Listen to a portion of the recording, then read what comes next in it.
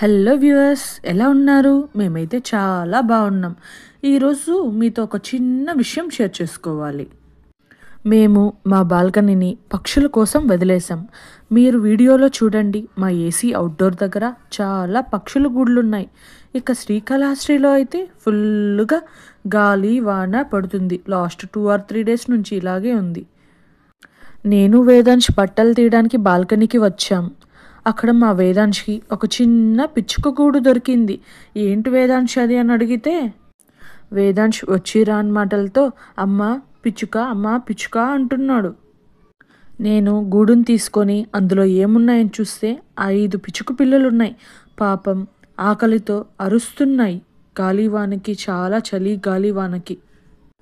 మాకెందుకో ఆ పక్షులు చాలా ఆకలితో ఉన్నట్లు అనిపిస్తున్నాయి. వేదాంశ్ చిన్ని మాటలతో అమ్మ భూ పెడదామమ్మా అని అంటున్నాడు.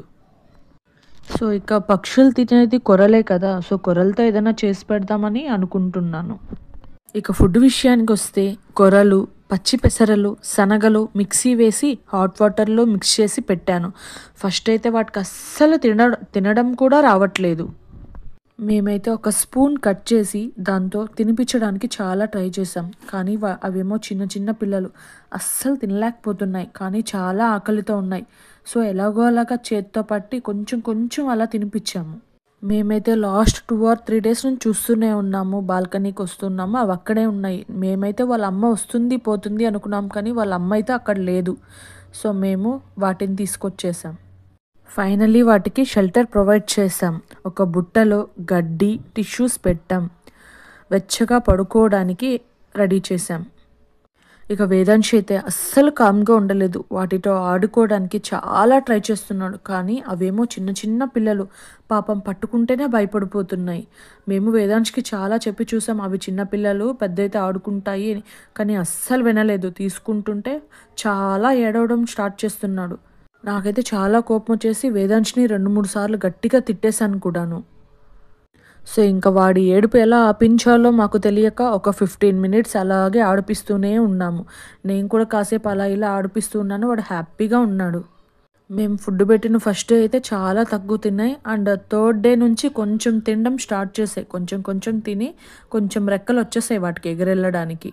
సో మేమైతే ఒక ప్లాన్ చేసాము. వేదాంశ్ వాళ్ళ అమ్మ వస్తుందిరా, నిన్ను పొడిచేస్తుంది, వాళ్ళ బేబీస్ కోసం వస్తుంది అని చెప్పాము. సో వాడు కామ్గా వెళ్ళిపోయాడు. మేము వాటికి ప్రొవైడ్ చేసిన షెల్టర్ తీసుకెళ్ళి బాల్కనీలో ఫుడ్ అండ్ షెల్టర్ పెట్టి అక్కడ ఉంచేసాము. మీరు ఎప్పుడైనా గమనించారా, మనం బాల్కనీల్లోకి వెళ్ళినప్పుడు ఆ పక్షుల శబ్దాలు మన మనసుకి చాలా హాయిగా అనిపిస్తుంది. ఒక్కోసారి అనిపిస్తుంటుంది, పక్షులకి మన అవసరం ఉందేమో, మనం సహాయం చేద్దాం అని అనిపిస్తుంది.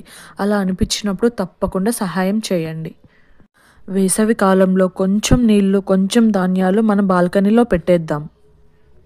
మన పెద్దవాళ్ళైతే చెప్తూ ఉంటారు కదా, పక్షుల్ని ఇంట్లో పెట్టి పెంచుకోకూడదు. సో కాబట్టి మనం మన బాల్కనీలో కొంచెం స్థలాన్ని వాటికి ఇచ్చేద్దాం. ఇల్లంతా మనమే ఉందాం. సో వ్యూవర్స్, మీరు కూడా బర్డ్స్కి సహాయం చేయండి.